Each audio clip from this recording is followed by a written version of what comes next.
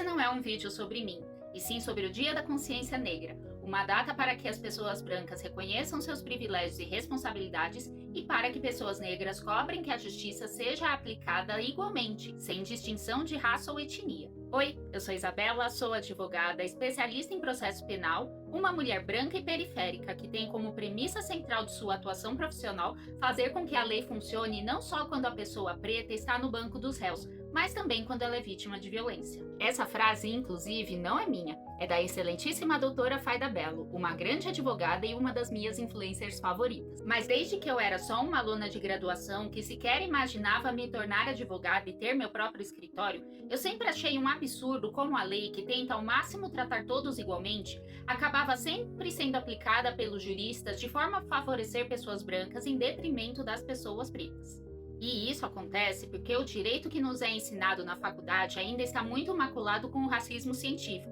que decorre de uma teoria de um psiquiatra italiano chamado Cesare Lombroso, que defendia que os delinquentes, tanto homens quanto mulheres, apresentavam certas características físicas e psicológicas comuns que os tornavam naturalmente tendentes a cometer crimes. E apesar de ele não ser o único expoente da escola positivista que defendia isso, sua influência entre seus pares e as pessoas com quem ele convivia fez com que ele se tornasse a cara de todo o movimento e a teoria dele fosse replicada até hoje em leis, na atuação estatal e na política. Ah, imagina, doutora, a Constituição fala que somos todos iguais perante a lei. Sim, ela até fala isso no caput do artigo 5º. Mas se todos se comportassem respeitando o que a nossa Carta Magna diz, não seria necessário ter leis como a da igualdade salarial, as que expliquem qual é a função social da propriedade e o grande tema desse vídeo, a dos crimes resultantes de preconceito de raça e cor. A Lei nº 7.716 de 1989 foi criada justamente para mitigar o racismo estrutural que está enraizado na sociedade brasileira,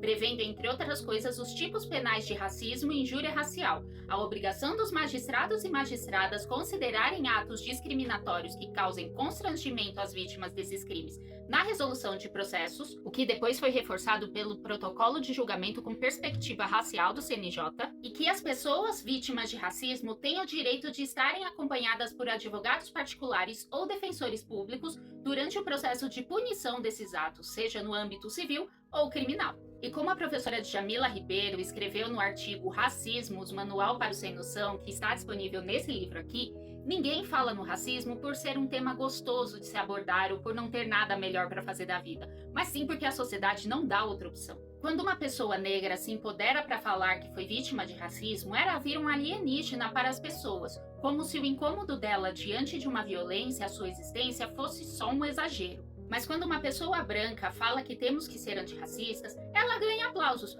como se ela fosse uma grande super-heroína por defender que as pessoas não devem ser menosprezadas por sua raça ou etnia. Eu não sou uma super-heroína, que fique bem claro. Eu só estou defendendo o óbvio e faço questão de referenciar grandes intelectuais negras que eu admiro muito e porque todos nós temos que consumir as falas, os escritos e os posicionamentos dessas pessoas. Inclusive, se mais pessoas fizessem isso, nós não viveríamos num contexto social em que o perfilamento racial pelo sistema de justiça é uma realidade, uma prática que violenta a existência de uma parcela exponencial da juventude brasileira, só porque um psiquiatra do século XIX disse que a cor da pele tornaria uma pessoa mais tendente a praticar crime. Um absurdo, né? É o congresso de vozes da própria cabeça. Mas assim como eu, existem muitas outras pessoas, e não apenas advogadas e advogados competentes, atuando diariamente para fazer as coisas mudarem e tentar fazer com que um dia, quem sabe, com muita sorte, possamos viver em um mundo em que pessoas como a Joy Sunday, que fez a Bianca Barclay na série Wandinha,